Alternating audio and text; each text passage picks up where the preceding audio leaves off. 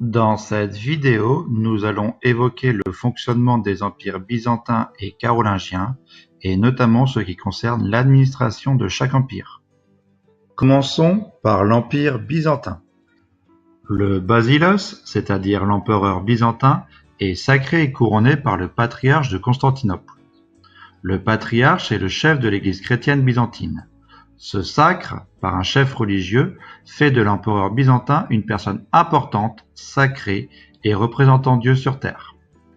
Au cours du sacre, le nouvel empereur est acclamé par le peuple et le Sénat, ce qui renforce son pouvoir et son autorité.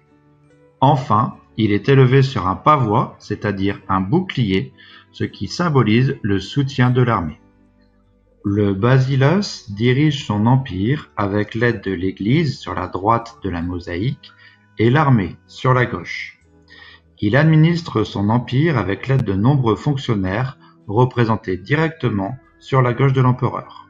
La langue de l'empire byzantin est le grec. La capitale de l'empire byzantin est Constantinople. Cette ville a été fondée par l'empereur romain Constantin au IVe siècle et reprend certain nombre d'éléments romains comme le cirque pour les courses de chevaux, les temples ou les aqueducs. Voyons maintenant le fonctionnement de l'empire carolingien. Charlemagne a divisé son empire en comtés avec chacun à leur tête un comte que l'on voit au numéro 5. Ils sont chargés de faire appliquer les lois décidées par l'empereur, que l'on appelle des capitulaires, au numéro 4, sur leur territoire, de rendre la justice et de récolter les impôts. Ils sont surveillés par des missi dominici, des envoyés de l'empereur que l'on voit au numéro 1.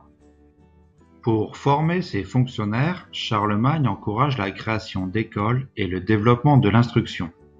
Il va également encourager le développement de l'écriture minuscule, dite caroline. Elle est composée de lettres faciles à écrire, régulières et lisibles. La langue utilisée dans l'empire carolingien est le latin.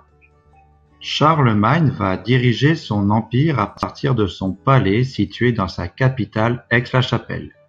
Ce palais va regrouper des fonctions d'administration comme la salle de réception, la salle du trône, des lieux religieux comme la chapelle, des lieux militaires comme le siège de la garnison, et des lieux privés comme les appartements de l'empereur et de sa famille. Pour terminer cette séance numéro 3, n'oublie pas de répondre au quiz en ligne.